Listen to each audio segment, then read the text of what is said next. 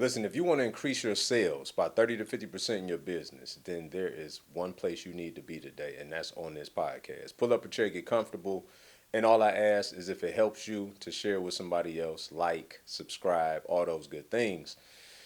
And today is near and dear to me because it took me years to figure this one thing out. And fortunately for y'all, now that I figured it out, I'm gonna help y'all figure it out. Some of y'all don't know what I'm talking about. Others can't wait to find out. So let's get into it. All right. Welcome back to the Believers in Business podcast. I'm your host, Brian Adamson. And man, I promise you, it took me years to figure this out. And when I did, my sales revenue increased more than 50%. And I'm being conservative by telling you 30 to 50%. If you are not doing this in your business yet, when you do it, it's going to forever change the game. Okay. That one thing is this: you have to stop taking sales calls if the spouse is not on the closing call. I know you already, but what if they're not in the business? What if they're not interested? What if they're not available? You are wasting your time taking sales calls with one of the spouses and not the other. And I'm gonna give you 7 distinct reasons for that. Y'all know me, right? I'm very pragmatic, I'm very practical, and I want to make sure that I explain the psychology and the reasoning behind what I'm telling you, because some of y'all already wanted to turn off the pod and was like, you know what? Yeah, he doesn't know what he's talking about. Right? Like I understand. I understand. I understand business people. I understand y'all hard headed just like I am. And so I want to be able to give you clarifying reasons as to why you need to do this and you need to do it ASAP. Okay. Now, the first reason is this. Okay. Remember, I got 7. This is the first one. The spouse will never explain as eloquently as you explain the value to their spouse when they hopped up on excitement, when they running over and trying to get them to buy in to whatever it is that you just told them. They're never going to explain the value the way that you did, and guess what's going to happen? All the spouse is going to hear the price. And if you sell anything of value, it's probably got a considerable ticket on it. And all the spouse heard them say was, "Man, I just had this great conversation with Sarah today. She was telling me like, that we can make $10,000 a month, we can make $50,000 a month, and yada yada yada. And our program is for a year, and all we got to do, is pay this $10,000." The spouse shut down after $10,000. Trust me when I tell you. Okay, here's why. Price is only an issue in the absence of value. So if no one is there, i.e. you, to explain what the value is, and all the spouse heard was the price and the excitement in their spouse, who, by the way, has not kept their word on other commitments, has started things and didn't finish them, who gets excited and then put the thing in a corner like an old toy after Christmas collecting dust. They've been there, done that, got the trophy so many times that the spouse was turned off after they heard that it was out of their price range. Okay? Which leads me to number 2. You are the expert, and no one can answer the objections and the concerns better than you. Better than you. And so I couldn't understand for the longest time. I would have these calls. The spouse would be overly confident that, oh man, this is great. I just need to talk it over with my wife. Or I just need to talk it over with my husband. Can you send over the paperwork? We ready to move forward, et cetera, et cetera. And then you'll get an email. Yeah, unfortunately, I talked to my spouse. They had some concerns about XYZ, and I really want to do it, but I'm not going to be able to move forward at this time. The reason is you're the expert, they're not. Think about it. They came to you to solve their problem. So how can spending 30 minutes to an hour with you on a call that they can then go and answer objections for their spouse when you needed to answer their objections because they didn't have supreme clarity when they got on a call with you? Big, big missed opportunity. I'm telling you. All right. Y'all can keep arguing with me. We on number 3. Okay. Marriage is a business, which is why it requires a license. Which means what? That your spouse is your business partner. Now, I know there's many spouses out there. Some of y'all watching this right now, I don't tell my spouse nothing. Man, I wish I would tell my wife what I got going. Right? I get it. But if you signed up with this individual to be your partner in life, then although they may not be directly involved in your business, you are directly involved in a business called marriage. And for those of you that may have unfortunately went through divorce, y'all know exactly what I'm talking about. If you, why do you need lawyers and why does it cost so much during a, because it's a business, right? We don't look at it that way. We look at it as love and all the rest of it until it's time to unravel the business, and it gets very expensive for all parties involved.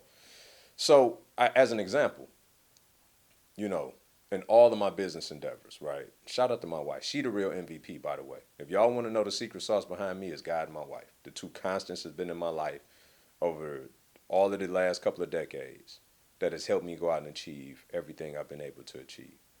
And at the very same time, my wife had no interest in my real estate business that I did for almost 2 decades.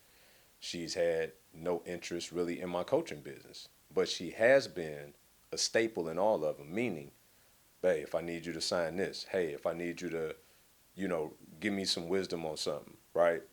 She doesn't have to be intricately involved in my business, but she is intricately involved in my life. And how she feels about a thing matters to me. Why? Because it matters to our marriage, our business. Ultimately, I'm going to make the final decision on anything that I do, but how she feels about it and how that impacts our marriage matters. And anybody else out there with a half decent or healthy marriage should be telling you something very similar when you on a call with them. And if they're not, that's a flag. Because if it's already disjointed, the chances are so will your sales process be with them. So you got to get both parties on the call so that you can discern all of these things, so that you can ask some probing questions to the spouse. John, he wants to go out and start this business, and he's super excited. It seems like he's very well prepared. What's your take on all this? How do you feel about starting a window cleaning business? Well, I kind of let John do what John does. He's got a good track record with me, and I'm just here to support. I didn't really know the nature of the call today, but you know, you need to be able to, or you need to hear, because you'll start to see John look at his wife a little bit, through that process when he know that it's kind of shaky. He just kind of keep grinning at her, and she's like, yeah, I mean, if he wants to. Or you'll get some women that are more assertive and they'll start asking questions, which is great because you want to answer those questions. Ladies who are watching this, by the way, it could be the other way around. Okay, it could be the other way around. But I'm just saying, fellas, there will be times that the spouse, she will ask questions. And that's great. You want her to ask questions because you want her to have supreme level of clarity as John has from the previous call that you guys may have had, right? And so some of y'all are probably wondering, like, what's his process? Is it a one-step process, where it's a one-call close, or is it a two-step process? Everybody's businesses are different. I highly recommend, if you're taking calls, especially from cold traffic or semi-warm leads, you probably should do a two-step process. The first call should probably be somewhat of a triage, getting to understand all the dynamics of what's going on. Don't make any offers, right? The best answer is a great question. Keep collecting data. And then say, for our next call, I really would appreciate if we could have your spouse on the call, and that way, we could all be on the same sheet of music. If there's any questions that need to be asked, I'd be more than happy to, engage those at that point in time, so that we're all on the same sheet of music and understand that they won't be involved in your business per se. But as a married man of almost 20 years, I understand the importance of everybody being on one accord, right? So that was number 3. Marriage is a business. Number 4, every guy says, I make all the decisions until it's a big financial decision. Listen, if you want to lose a prospect, let the guy get on the call. Now, this is where, ladies, I'm going to lean on the guys just a little bit, okay? Because it is the guys typically that poke their chest out. They got all kind of pride, and they're like, oh, yeah, no, she don't really, she don't do nothing with my stuff. She do her own thing. I do my own thing. I tell her what I'm doing. Okay, big fella. Right? Okay. Until go through the process. So yeah, man. So you ready to go? Absolutely. Okay. So everything that I explained to you is $30,000 for 1 year. How would you like to pay? You want to, you want to pay up front with a discount, payment plan? Um, man, yeah, something like this. I'm gonna have to talk to him. Wait a minute. Time out. You said at the beginning of this that you ain't have to talk to her about nothing. That you make the decision, Big Willie. What happened? Right? And I know y'all laughing right now because you know it's true. So, but here, before I even go with 5, 6, and 7, let me say this. The reason why I'm telling y'all this, because I love y'all as business owners. I empathize deeply with all of the stuff that we have to go through in order to eat what we kill. I'm trying to prevent y'all from wasting time and losing money. Because many of you have had a ton of these calls that you could have closed if you had both people on the call. It wasn't that you had a bad sales process. It wasn't that you had a bad sales presentation. It wasn't anything other than these 7 things that I'm telling you about. Okay, I don't want you out here wasting time thinking that you're appeasing the prospect by listening to them tell you about how everything is going to go until it doesn't go like that.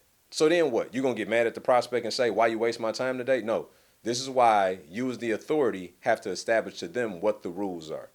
Here are the rules to play this game called Talk to Me and potentially do business with me. I'm going to need for both parties to be on the phone. This is a part of our process. Y'all copy? So, number 4, right? Again, every guy says, I got it. She knows she ain't really in the business. Right? Until it's time to stroke the check. Which leads me to number 5. Most men will want to know who their spouse is doing business with, especially if it's high ticket. Okay. So now this is the reverse. So there may be a situation where you may have a prospect that's a female and she's, all excited and, you know, she may, depending on the dynamic of their relationship, because you know how we could be, fellas, she may not be telling him. She really may be trying to pull this off because for so long she's had to play the back seat to him in his life and all this stuff to where she may try to just spring out and do it on her own, which I admire that. I commend it. It takes a lot of courage to want to do such a thing. But if he has to be involved with the financial process of paying you, or the money needs to come from a source that he's privy to, he needs to be involved in the conversation and not post conversation. But he needs to be involved for another reason. That if in fact his wife is about to do business with you in some capacity for some length of time, and especially if it's a considerable cost associated with it, then you have to bring him into the conversation so that he can understand who you are, that he can understand that his wife is in good hands, that he can understand that there's nothing for him to worry about. So he can understand that you respect him as a man, if you are a man doing these calls, right? That you want to allow him space to be a sounding board and ask all of the questions. Because what do? Provide, protect, right? Those the main two. Provide, protect, love. Okay. So as a man, we want to feel that reciprocity of, he brought me into the conversation because he cared about what I care about, which is my wife. Okay. 6, we almost there. It's nothing more frustrating to have a phenomenal call with a prospect, a potential client. And I'm talking about you killed it. Y'all high fiving. If y'all could hug through the Zoom, y'all would. You feel as though as soon as you send this invoice over, it's going to get paid. Like it ain't no doubt in my mind this thing gonna close. And y'all already know those are the biggest letdowns, and they sting and they stay with you for a couple of days, right? Here's why. Because number 6, you lose accountability with the one who made the commitment by them being able to blame it on their spouse after the fact. So here's what's happening. you crush it on the call, right? Like I said, y'all high five and y'all air hugging. You think they about to get off the call, have a 3 minute conversation with their spouse, pay that invoice because that's what they told you. Until, see, one of the biggest problems without having both people there is that even the one who seemed uber committed can then get super shaky and then hide behind their spouse and say their spouse said it when their spouse was like, no.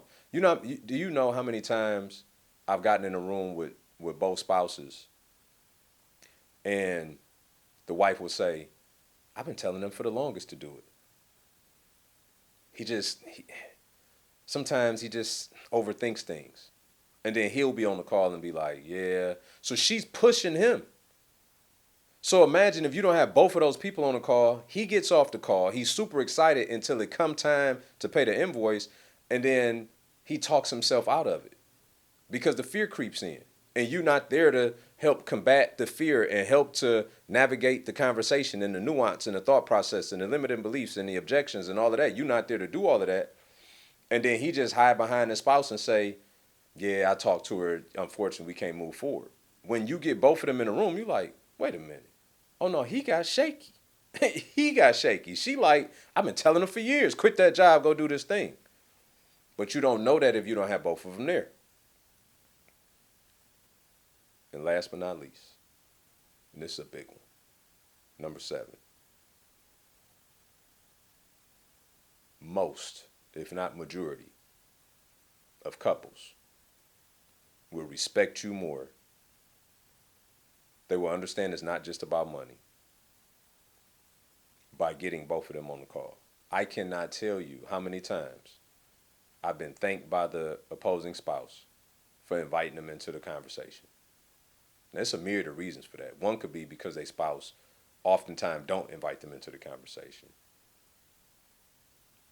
The second big one is because they know that you care beyond the money. And I legitimately do. And I hope that you do as well. Right? Yes, this is wisdom and a strategy. But the ultimate goal behind it all is to be in harmony. I just was watching a podcast with Cody Sanchez and Dave Ramsey. And when they do any significant hire in their company, the final interview is a spousal interview. I literally just saw that today, and that's what prompted this thought. Because I'm like, this is how we handle our sales process, bringing clients into our company, because we want to make sure that, because here's the other part. If there is disjointment and you bring in a client and you give them direction, deliverables, and measurables of what they need to accomplish in order to be successful, but they spouses in the dark and or not in agreement, then how are they going to be successful with your service or product when they're in turmoil in the background with their spouse? And for those of y'all out there that's married or in a relationship, y'all know when things not cool at home, it's hard to do anything with a clear mind. So you're doing you and your potential client a disservice by not making sure that we all on the same sheet of music. Again, my wife hasn't, well, there's been a time in our coaching business 4 or 5 years ago where my wife and my daughter both worked for like 3 months over the summer within the business to help me out through a transition. But short of that, like, she hasn't been in my businesses for almost 2 decades, right? What I'm saying is, just because their spouse may not be involved in their business doesn't mean that they don't care to be in the know about their business. And I'm going to do a whole different video and podcast about the importance of having your spouse included in your business, okay? Right now, I'm just trying to tell you guys how to go out and increase your sales 30, 50% by just pulling this lever. And I know, by the way, this is why I gave you 7 reasons as to why, because I know for many of you that's been doing it the other way, you're going to make up every excuse to let them off the hook to not do it. You're going to think they're not going to get on a call if I tell them to do that. If I make that a requirement, they're not going to go along with it. You're going to think all these things, but you're going to also keep missing out on a lot of sales from not doing it this way. From my perspective, if you're not coachable from the gate and willing to do things according to our process, then you're just not going to be a good client. And that's essentially what Dave Ramsey's saying. He like, in that spousal interview, we learn a lot about both spouses. And there's been times where we left from that spousal interview and knew that it wasn't going to be a good fit for the same reasons I just mentioned. That if they come on board to our company and we onboard them and we spend money on training and we do all these things to start making investments into them, and they don't have the capacity because that dynamic doesn't line up, it's going to be short-lived anyway. So same is true with your business. Sales is just the first start of it. The fulfillment is the forevermore. So you got to be very clear about who you're getting in bed with, who you invest in your time, your energy, all of that into, right? That's far more important than us than just getting some money. I promise you, because all money ain't good money. And some of that money is just too expensive based on the headache that you absorb. Okay? So again, quick review. Number one, the spouse will never be able to explain things in your absence the way that you will. Number two, you are the expert. There's nobody better to answer the questions and concerns than you. Number three, marriage is a business, which is why it requires a license. Number four, all the guys always say, I make all the decisions and I let her know later until it's a big ticket. Number five, most men will want to know who their spouse is doing business with. Okay. Number six, you lose accountability with the one that made the commitment the moment you let them off the call with an unpaid invoice. And number seven, majority of couples will thoroughly appreciate the fact that you thought enough to make sure that you were pouring into their household and that you considered all the voices in their household. Listen to me. If you implement this in your business, your sales will increase 30 to 50%. Not because I think so, because I know so. And I got empirical data over the last 5 years before I started doing this to now, when we have. It has changed the game tremendously. Let me know in the comments if this was helpful. Let me know if you don't agree, if you do agree. And more importantly, again, if this was helpful for you, all I ask is that you like, share, and subscribe.